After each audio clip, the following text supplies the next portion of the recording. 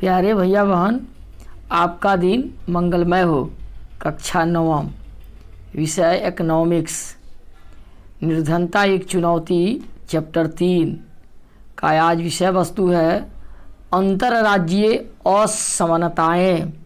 अंतर्राज्यीय असमानता के विषय में आज हम लोग पढ़ेंगे। देखिए, भारत में निर्धनता का एक और पहलू या आयाम है।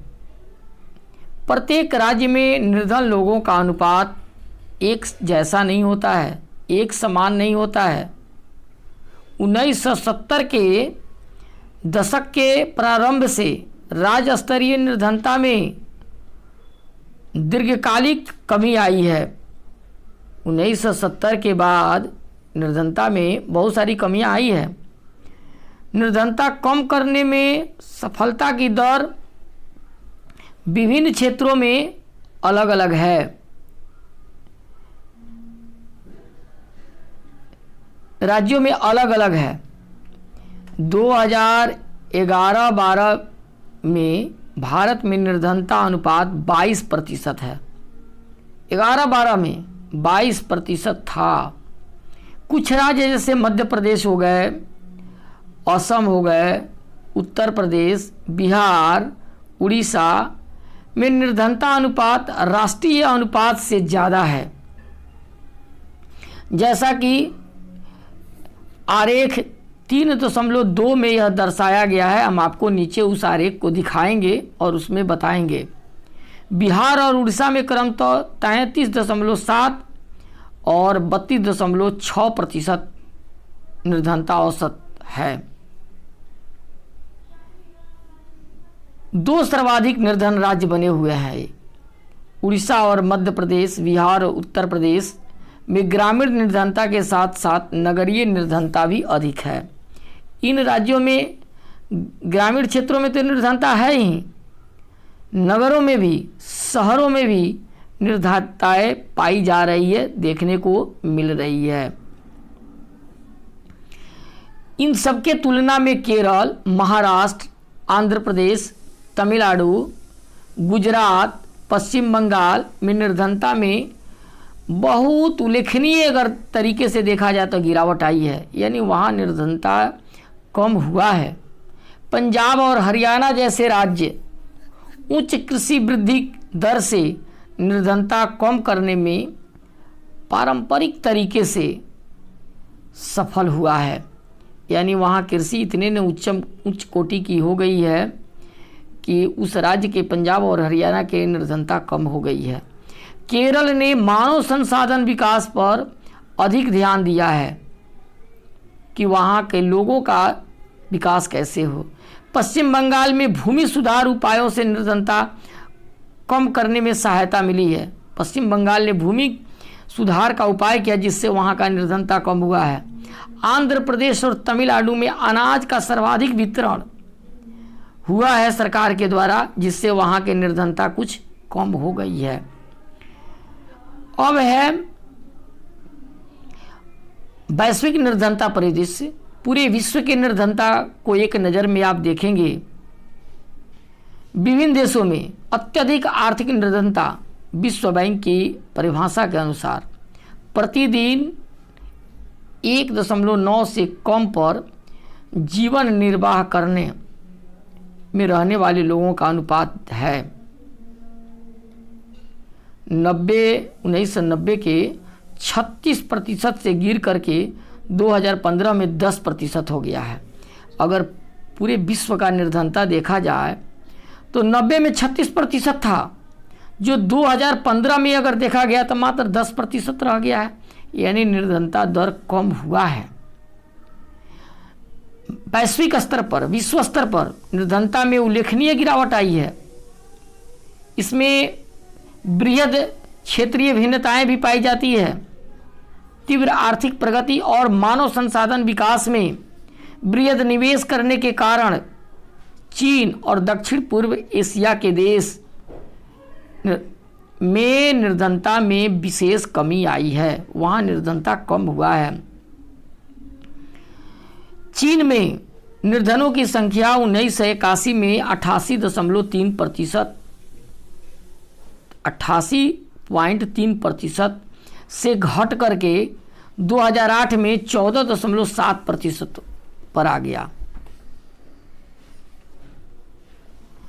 वर्ष 15 में यह 0.7% है। देखिए 81 में 88.3% चीन की निर्धनता था, आज 2015 में मात्र 0.7% लोग वहाँ निर्धन रह गए हैं, यानी वहाँ निर्धनता अब नगण्य होने को है।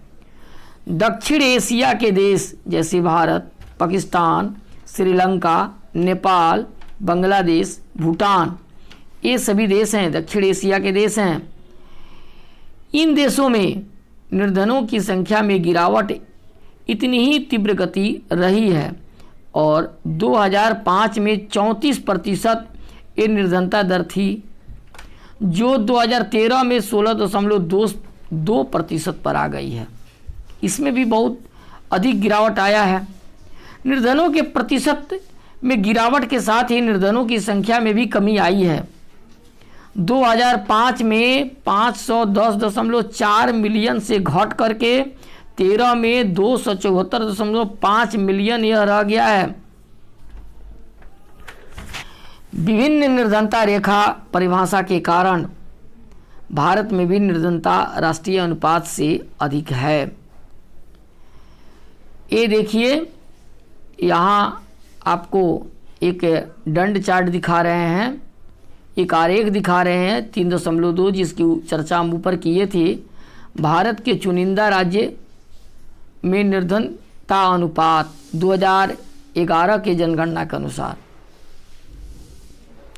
बिहार, जहाँ देखिए 33.7% है, सबसे अधिक।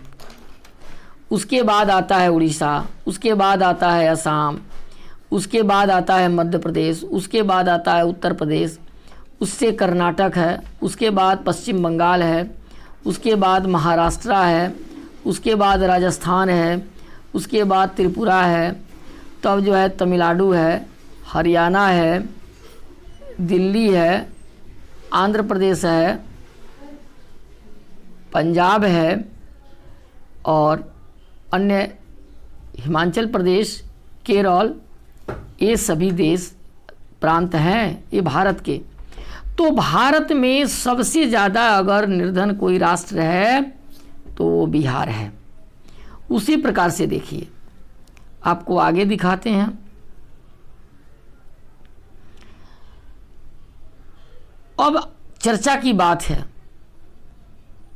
कि जो आरेख का अध्ययन हमने किया, 3 राज्यों की पहचान करना है जहां पर निर्धनता अनुपात सबसे अधिक है। तो हमने सबसे अधिक पाया बिहार को, उड़ीसा को। उसी प्रकार से 3 राज्यों की पहचान करना है जहां निर्धनता दर कम है। सब सहारा अफ्रीका में निर्धनता वास्तव में 2005 के 51% से घटकर 2015 में मात्र 41% रह गई। 2005 में जो 51 था अब वह 41% पर आ गया। लैटिन अमेरिका में देखें तो निर्धनता का अनुपात वही रहा। यहाँ पर निर्धनता रेखा 5 में 10% से गिर करके 2015 में 4% रह गई है। रूस जैसे देश में देखिए, समाजवादी देशों में भी निर्धनता पुनः व्याप्त हो गई।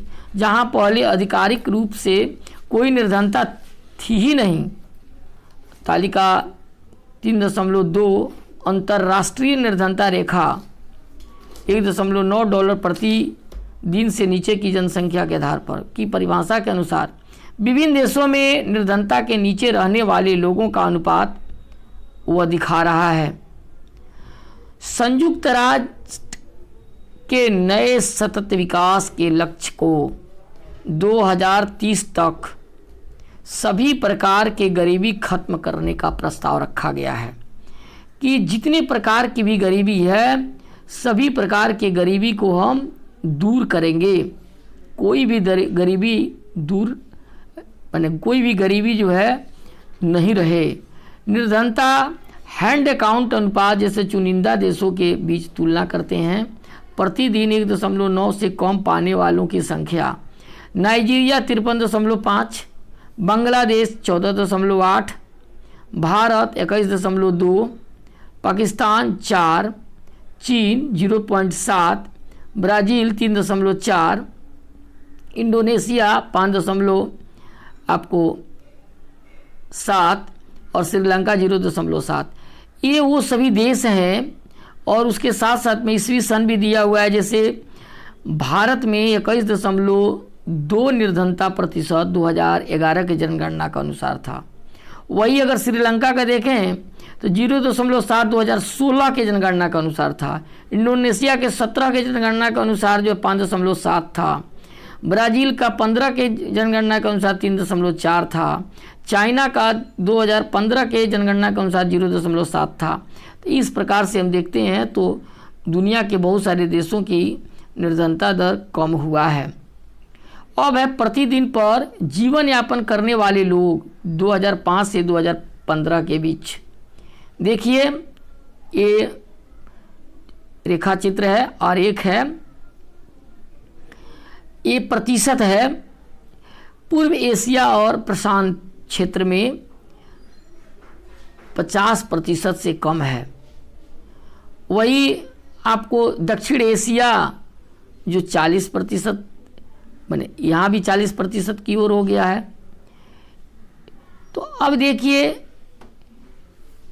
ये 2005 में अधिक था, लेकिन 2010 में उससे कम हुआ, 2013 में उससे कम हुआ, 2015 में एकदम कम पर चलते जा रहा है। ऊपर से इसका ग्राफ नीचे की ओर गिर रहा है। आप देखिए बता रहा है ग्राफ कि किस तरह से निर्धनता कम हो रही है वहाँ। एक और है, यहाँ देखिए क्षेत्र के अनुसार निर्धनों की संख्या 2005 में सर्वाधिक जन जो था आपको एक गरीबी थी, निर्धनता थी, जो 2015 में कम हो गई है। ये भगवा कलर का जो है वह चीन का सिंबल है। तो चीन का 2015 में 0.7 रह गया, 1 से कम हो गया, तो वो नगण्य के बराबर है। ये देखिए पूर्व एशिया और प्रशांत क्षेत्र जो है, ये लाल वाला जो दिख रहा है वो है जो पहले अधिक था लेकिन अब ये भी कम हो गया है। ये पीला वाला लैटिन अमेरिका का एक कैरिबियाई देश है जो ग्रीन कलर में थोड़ा सा हल्का दिख रहा है।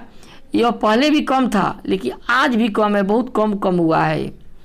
ये ब्लू वाला भाग देखिए दक्षिण एशिया का है जो पहले भी अधिक था और आज 15 में जाकर ये भी शून्य हो गया है, कम हो गया है। लेकिन सब सहारा अफ्रीका का देखिए, यह पहले भी अधिक था, आज भी कम हुआ है। 2015 में जाकर ये कम हो गया, यानी 2015 में कम हुआ है, फिर भी अभी वहाँ पर निर्धनता है। अब निर्धनता के कारण हम आपको बताएंगे, निर्धनता के कारण क्या हैं, गरीबी के कारण क्या हैं। ये आप देखिए, गरीबी के कई कारण हो सकते हैं। भारत में व्यापक निर्धनता के अनेक कारण हैं। एक ऐतिहासिक कारण ब्रिटिश औपनिवेशिक प्रशासन के दौरान आर्थिक विकास का निम्न स्तर। जिस समय हमारा देश गुलाम था उस समय हमारे देश का आर्थिक विकास बड़ा कम हुआ है, ये भी एक कारण था। औपनिवेशिक सरकार की नीति ने, यानी गुलामी के समय में अंग्रेजी सरकार ने जो नीतियां बनाई, उस नीतियों ने पारंपरिक हस्तशिल्पकारों को नष्ट कर दिया और वस्त्र जैसे उद्योगों के विकास को हतोत्साहित किया। विकास की धीमी दर 80 के दशक तक जारी रही, 80 तक वह रहा। इसके परिणाम स्वरूप रोजगार के अवसर घटे, आय की वृद्धि दर गिर गई। इसके साथ साथ जनसंख्या में उच्च दर से वृद्धि हुई, जनसंख्या तो बढ़ा लेकिन सभी चीज़ घट गए। इन दोनों ने प्रति व्यक्ति आय की समृद्धि कर दर को बहुत कम कर दिया, जिसके कारण आर्थिक प्रगति को बढ़ावा और जनसंख्या नियंत्रण दोनों मोर्चों पर असफलता के कारण निर्धनता का चक्र बना रह गया, यह घटा नहीं। तो जो कारण की चर्चा हमने किया, ये सारे कारण जो हैं हमारे निर्धनता के कारण रहे हैं। इन्हीं कारण से हमारे यहाँ गरीबी रही है।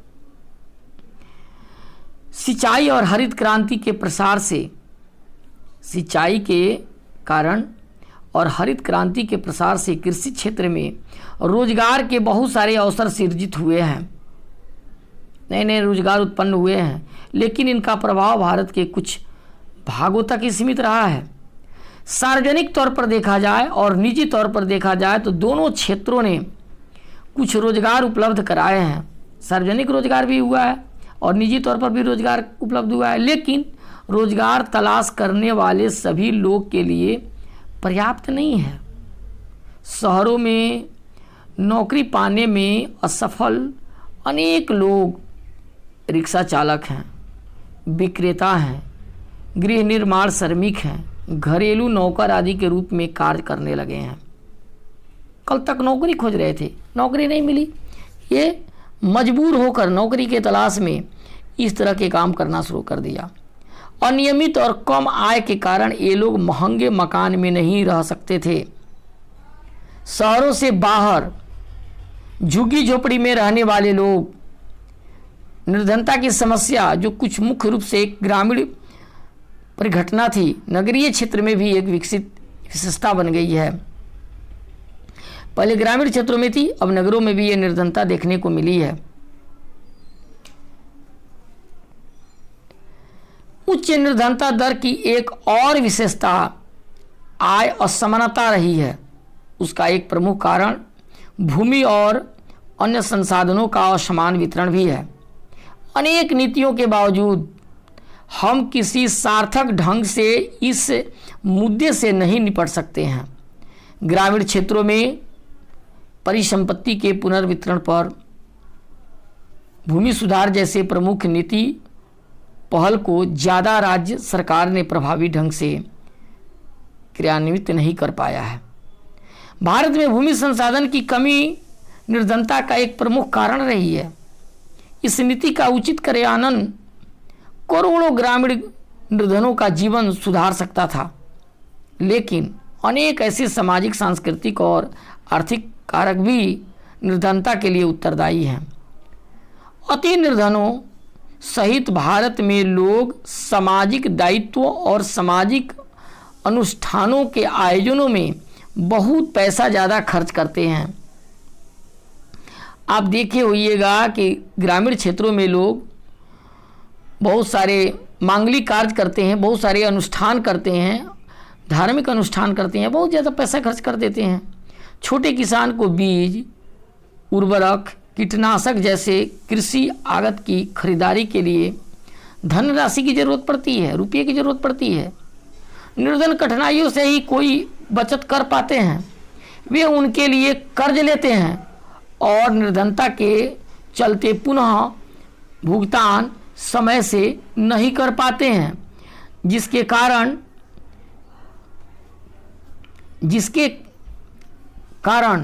ऋणग्रस्त हो जाते हैं। अतः अत्यधिक ऋणग्रस्त निर्धनता का एक कारण और परिणाम दोनों है। अब है निर्धनता निरोधी उपाय। निर्धनता के कौन कौन से उपाय हैं इसको देखिए। निर्धनता उन्मूलन भारत के विकास नीति का एक प्रमुख उद्देश्य रहा है। सरकार की वर्तमान निर्धनता निरोधी रणनीति मोटे तौर पर दो कारकों पर निर्भर है। पहला है आर्थिक समृद्धि और दूसरा है लक्षित निर्धनता निरोध। आर्थिक समृद्धि को प्रोत्साहन और लक्षित निर्धनता निरोधी कार्यक्रम पर निर्भर, ये दो कारक हैं। 80 के दशक के प्रारंभ तक समाप्त हुए 30 वर्ष की अवधि के दौरान प्रति व्यक्ति आय में कोई वृद्धि नहीं हुई और निर्धनता में भी अधिक कमी नहीं आई। लोग जैसे के तैसे रह गए। 50 के दशक के आरंभ में आधिकारिक निर्धनता अनुमान 45% था। 80 के दशक के आरंभ में ही वही बना रहा, उतना ही रहा। 80 के दशक से भारत की आर्थिक समृद्धि दर विश्व में सबसे अधिक रही।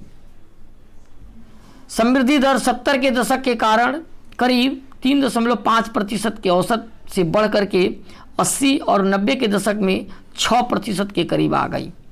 यानी आर्थिक विकास हुआ कुछ। विकास की उच्च दर निर्धनता को कम करने में एक महत्वपूर्ण भूमिका निभाई।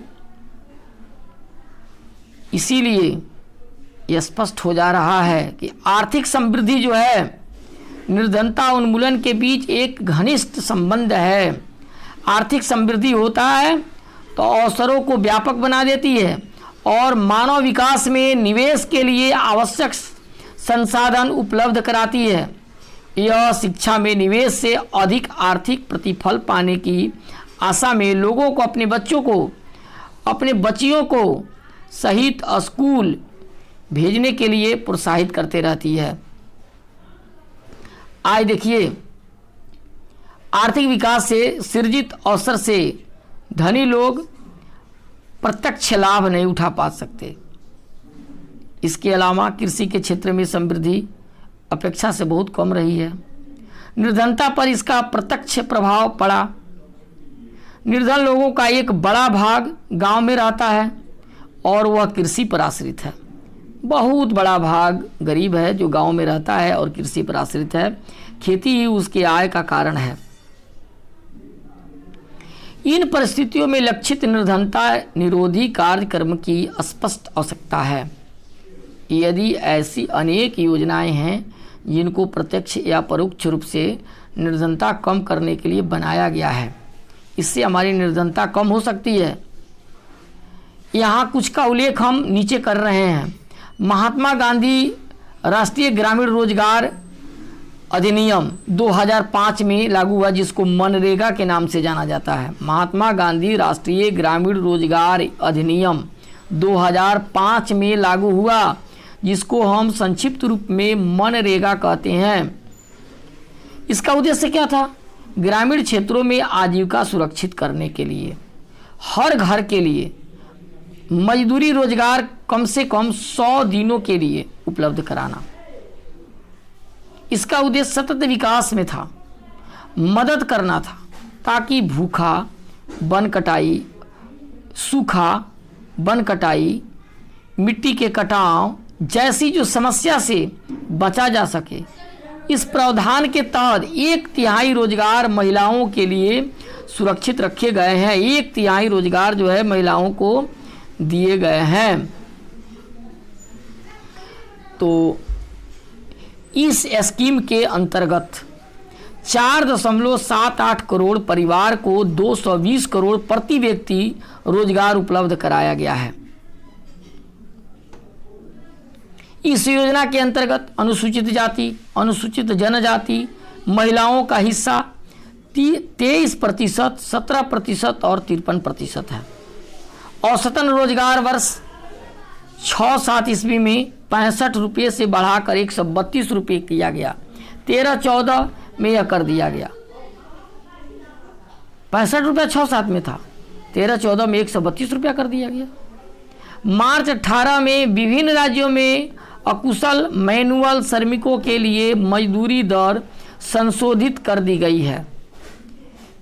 इन राज्यों एवं संघ शासित प्रदेशों में मजदूरी दर की सीमा परिसर 281 रुपये प्रतिदिन है, जैसे हरियाणा के श्रमिक के लिए। अब 168 रुपये प्रतिदिन बिहार और झारखंड के श्रमिकों के लिए तय कर दी गई है।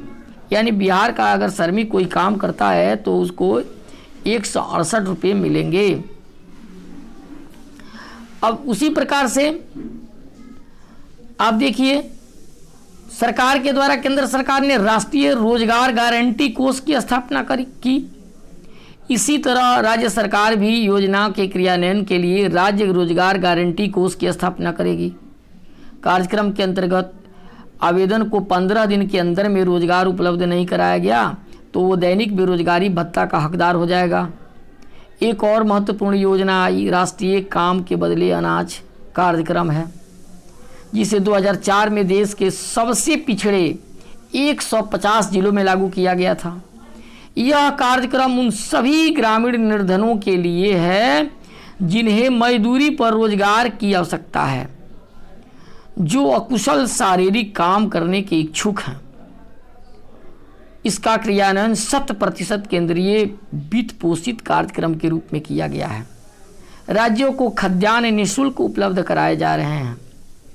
एक बार NREGA लागू हो जाए तो काम के बदले अनाज का राष्ट्रीय कार्यक्रम भी इस कार्यक्रम के अंतर्गत आएगा।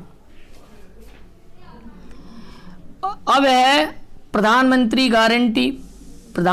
रोजगार योजना 1993 में आरंभ किया गया।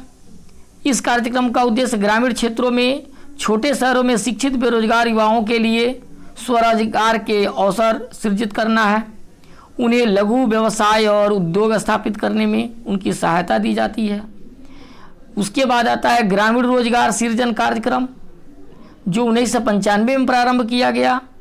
इसका उद्देश्य जो है ग्रामीण क्षेत्रों में छोटे शहरों में रोजगार के अवसर सृजित करना है। 10वीं पंचवर्षीय योजना में इस कार्यक्रम के अंतर्गत 25 लाख नए रोजगार के अवसर सृजित किए गए। स्वर्ण जयंती ग्राम स्वरोजगार योजना के आरंभ 99 में किया गया। इस कार्यक्रम का उद्देश्य सहायता प्राप्त निर्धन परिवार को स्व सहायता समूह में संगठित कर बैंक ऋण और सरकारी सहायक के संयोजक द्वारा निर्धनता रेखा से ऊपर लाना है। प्रधानमंत्री ग्राम उदय योजना जो 2000 में प्रारंभ किया गया, प्राथमिक स्वास्थ्य, प्राथमिक शिक्षा, ग्रामीण आश्रय, ग्रामीण पेयजल और ग्रामीण विद्युतीकरण, ये जो है जैसी मूल सुविधाओं के लिए राज्यों को अतिरिक्त केंद्रीय सहायता प्रदान की जाती है। एक और महत्वपूर्ण योजना अंत्योदय अन्न योजना आई जिसके बारे में आप पहले ही पढ़ चुके हैं। तो इस कार्यक्रमों के मिले जुले परिणाम हुए हैं। अनेक कम प्रभावी होने का एक प्रमुख कारण उचित क्रियान्वयन और सही लक्ष्य निर्धारित करने की कमी भी है। इसके अलावा कुछ योजनाएं परस्पर व्यापी भी हैं। अच्छे नियत के बावजूद भी इन योजनाओं के लाभ उनके मात्र निर्धनों को पूरी तरह से नहीं मिल पाता है। तो देखिए ये जो है अब है भावी चुनौती। भारत में निर्धनता के निश्चित रूप से गिरावट आई है, लेकिन प्रगति के बावजूद निर्धनता उन्मूलन भारत की एक सबसे बड़ी बाध्यकारी चुनौती है। इसे कैसे निपटा जाए? ग्रामीण और शहरी क्षेत्रों विभिन्न राज्यों में निर्धनता में व्यापक असमानता है। कुछ सामाजिक और आर्थिक समूह निर्धनता के प्रति अधिक असुरक्षित हैं। उम्मीद किया जा रहा है कि निर्धनता उन्मूलन में अगले 10 से 15 वर्षों में अधिक प्रगति होगी। उच्च और आर्थिक समृद्धि, सार्वजनिक निःशुल्क प्राथमिक शिक्षा पर ज़्यादा जोर दिया जाएगा। जनसंख्या विकास में गिरावट आएगी। महिला और समाज के आर्थिक रूप से कमजोर वर्ग के बढ़ते सशक्तिकरण के कारण यह संभव हो पाएगा। तो अब जो लोग हैं, लोगों के अंदर में निर्धनता की आधिकारिक परिभाषा उनके लिए केवल एक सीमित भाग पर लागू होती है। न्यूनतम जीवन निर्वाह के उचित स्तर की अपेक्षा जीवन निर्वाह के न्यूनतम स्तर के विषय में है। अनेक बुद्धिजीवी उसका समर्थन किया है। समर्थन की अवधारणा का विस्तार मानव निर्धनता तक देना चाहिए जो हो सकता है। बड़ी संख्या में लोग अपना भोजन जुटाने में समर्थ हैं, लेकिन क्या उनके पास शिक्षा है? क्या घर है? क्या स्वास्थ्य सेवा की सुविधा है? क्या रोजगार की सुरक्षा है? या आत्मविश्वास है? क्या वे जाति और लिंग आधारित भेदभाव से मुक्त हैं? क्या बाल श्रम को प्रथा अब भी प्रचलित है? विश्वव्यापी अनुभव बताते हैं कि विकास के साथ निर्धनता की परिभाषा भी बदली है। निर्धनता उन्मूलन हमेशा एक प्रगतिशील लक्ष्य है। आशा है कि हम अगले दशक के अंत तक सभी लोगों को केवल आय के संदर्भ में न्यूनतम आवश्यकता वाली चीज़ों को क्या करेंगे? पूरा कर देंगे। तो इस प्रकार से आज के लिए इतना ही। यह चैप्टर समाप्त हो गया। धन्यवाद।